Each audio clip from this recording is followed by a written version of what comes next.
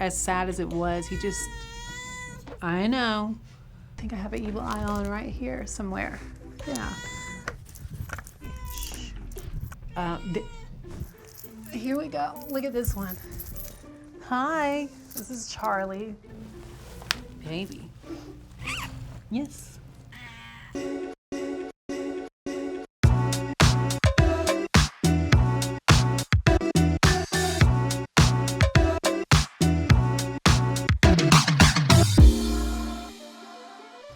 Well, hello. I'm Kylie Sonique Love, Season 2 and your All-Star 6 winner of RuPaul's Drag Race. Welcome to my home here in downtown Los Angeles. Let me show you my closet. This is where I transform into the showgirl. I'm open to selling these, by the way. I had to have this Parappa the Rapper. Anybody old school PlayStation knows this guy. He's purring. You're so good. You're so good. You're being so sweet. You are in my master bedroom, AKA my closet that I've converted into my glam room. So, oh, look, and there's Charlie. Hi. I'm so used to my drag just kind of always taking over every ounce of my home, and I made sure that I got a place big enough where I can have space for all my performance stuff and then also have room for just like my everyday life. So this is kind of the extrovert sort of me, and then my bedroom is the introvert. I knew that whatever I move into, I need to have enough space for my drag and then my everyday life. I just felt like my whole world just consumed with drag. There's so much more to me. I just needed to separate church from state. So I have this machine that I use. I try to use it a couple of times a week, but it hydrates your skin. And then this is a high frequency light, and you just kind of, let me see here. Do this around the eyes, fine lines and wrinkles. And yeah, and it just helps you stay young and beautiful, if that's what you want to do. Nobody rolls out of bed looking good. Not even Beyonce. I'm originally from Georgia. I was born in Albany, Georgia, but when I was like 17, I got all my stuff and I moved to the big city of Atlanta. Well, actually Athens, Georgia for a little bit, and then Sonique was brought to life there at a tiny bar called Bone Shakers. And then when I was 21, I went to Atlanta. A few years of doing drag in Atlanta, RuPaul was going around scouting talent for a new show. I got asked to do RuPaul's Drag Race. I remember getting off the plane in LA, and it just felt like, oh, this is my home. This is where I'm gonna live. I have a lot of fun stuff here, things that people probably remember. I have tons of wigs.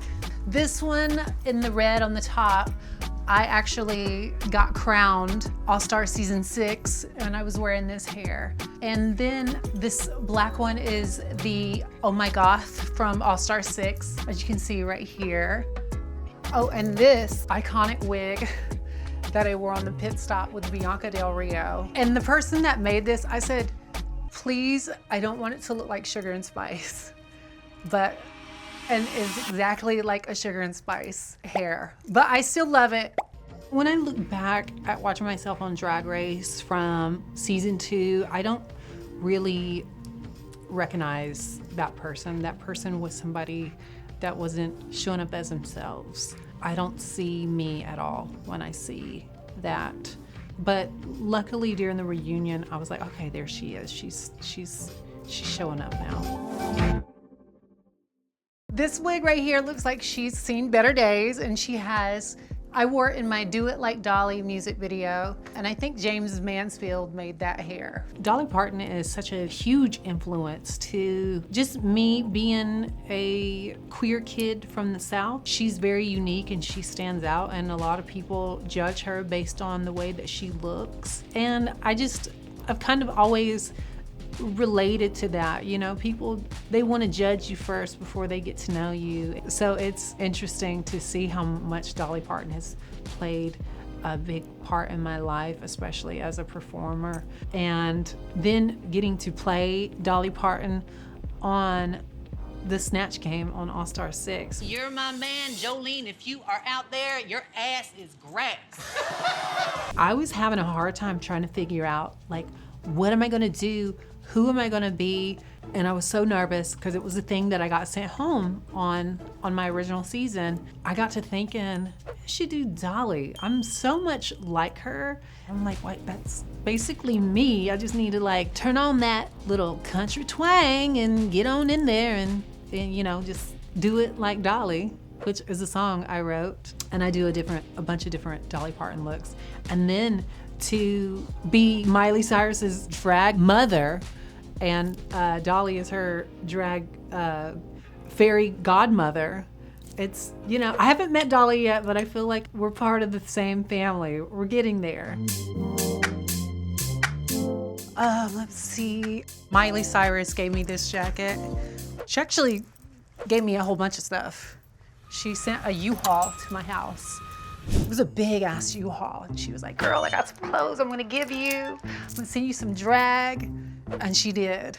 My whole place was filled with garment bags and jewelry. So a lot of stuff that I have in here is from Miley, like this coat, this one. Hold on, my skirt fell off. Let me fix that. Miley and I met in 2015. It might have been 2014. We met at one of the finales. I think it was the finale that Violet won. So that's the first time we met, and then I did the VMAs with her in 2015. And we just clicked immediately, and she was like, give me your phone. And she put her number on my phone. She's like, we're gonna stay in touch. And we have, and we've been pretty good friends since then, and yeah. And I'm her drag mother. She asked me to be her drag mother in 2021. So there's gonna be a lot of pieces in here that come from her too. I think this one too, Miley. I definitely love fashion. Ever since I was a kid, I just kind of always love like over the top anything. Jeremy Scott is someone who I absolutely love, and like old school Moschino. Always have to have Moschino. Love, love, love Moschino. I love the Spice Girls. One of my go-to fashion icons is Halle Berry in a movie Baps. I love Gwen Stefani. This jacket is a No Doubt jacket. This is a jacket that Gwen Stefani wore in the music video Let Me Blow Your Mind with Eve. They made like a bunch of them to sell to fans, so I got it. It was definitely not cheap. I love pink. This is Pink concert I went to. I love pink. Love pink. I actually do love pink, okay? Madonna. I have a vintage Madonna from 1990 Blonde Ambition tour. Those are some of my style icons that, oh, and Britney Spears, Christina Aguilera. I grew up in the late 90s, early 2000s, and that like whole like pop craze, and yeah, so I love that. Okay, this is my Gwen Stefani look that she wears in the Just a Girl music video. People tell me a lot that I look like Gwen Stefani or resemble Gwen Stefani. She's super stylish and girly, but tomboy at the same time. That's so me, so it works out perfect. My drag has always been some kind of like bikini style look since the beginning. I've just kind of like evolved with that, and as time has gone by, I mean, some artists are sculptors and some are painters and some do both. I have painted and sculpted this body just the way that I want it. So whenever I wear an outfit, I have to have it custom made for my body because this body is custom made. This right here, I probably wore this outfit the most in my career. People were like, how do you get it to stay on? Guys, if I showed you the inside of this, you would throw up. It has super glue all in it. I mean, obviously I'm not trying to expose my nipples on stage. So the way that I kept this on is I would put super glue around my nipple and just hold it there, and it held on, but it literally, it looked like a dinosaur skin on the inside of it. It really is gross. I spray glued this to my body so that not even God himself could rip this off of me. And honey, we rigged this bitch up. So look at this. The inside of it looks just like a mess. But the outside looks great, and that's all that matters. That's why I never sell any of my like little outfits, because people always ask if they can like buy some of my stuff. I'm like, no, because everything is like rigged and crazy on the inside.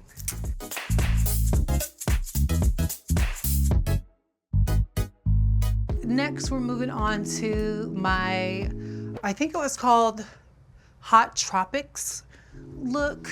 I said this is my Sasha Colby inspired look. Now, when I was getting ready, the person that was making the majority of my stuff, who I was working with every single day, he showed up the night before with nothing finished. Most of the stuff he didn't even do. So he gave me a whole bunch of stuff. He was like, oh, you can use this for this and that for that. It sabotaged my experience in a way. And I just had to make do with what I had. And me and Sasha were living together at the time. And James lived upstairs, a makeup artist, and Anthony Garza, a dancer choreographer, he lived below us. And we all got together and we were stoning and putting all this stuff together. And my friend Josie, she had this already made. And so we just kind of, you know, put it more in drag, and I added this swimsuit to it. I don't know, we made it work. These shoes are actually like a size and a half too big for me, but I made it work. Yeah.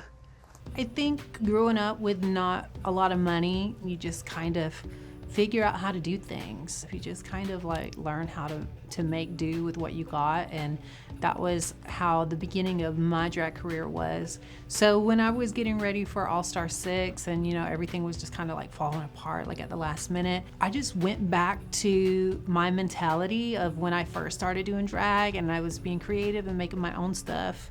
I mean, I didn't necessarily get to use the package that like I had planned for All-Star 6, but I made the best out of what I had at the time. And people were like, but you won. I'm like, yeah, but when I watch it, I don't see the stuff that I designed to wear on the runway.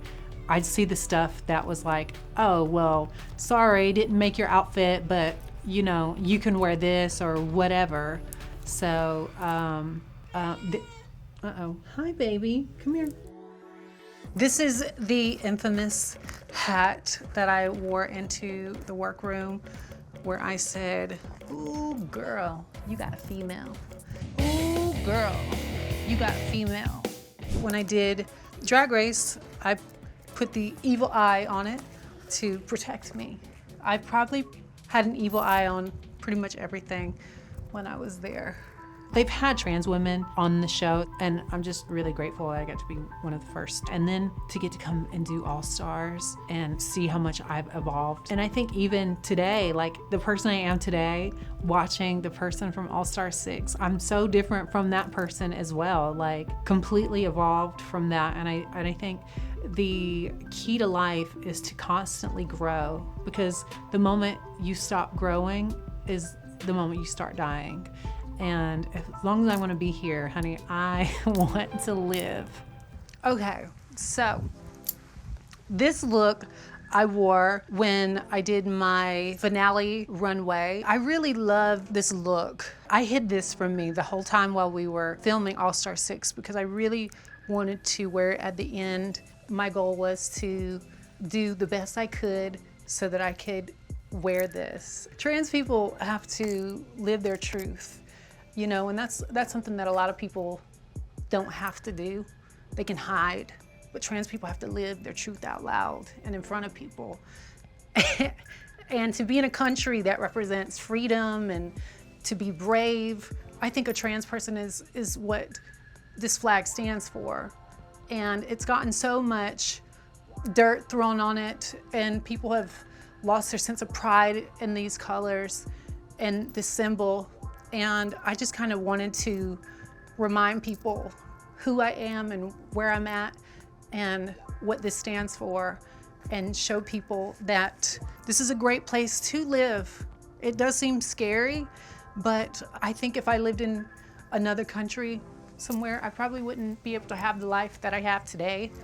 And I'm so grateful for it. And it's really important to have pride and keep that pride going by going and voting and making sure you know who you are electing to represent you. So anyway, to be able to wear this was a gift for myself. And I hope that people understand it was more than just me trying to go and prove like how elegant I could look. It was a statement. And so it meant so much to me.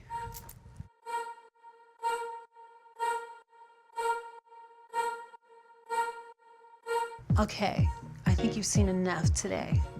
So you get that big old camera out of here so I can get undressed and put on something a little more fun for me. All right, bye.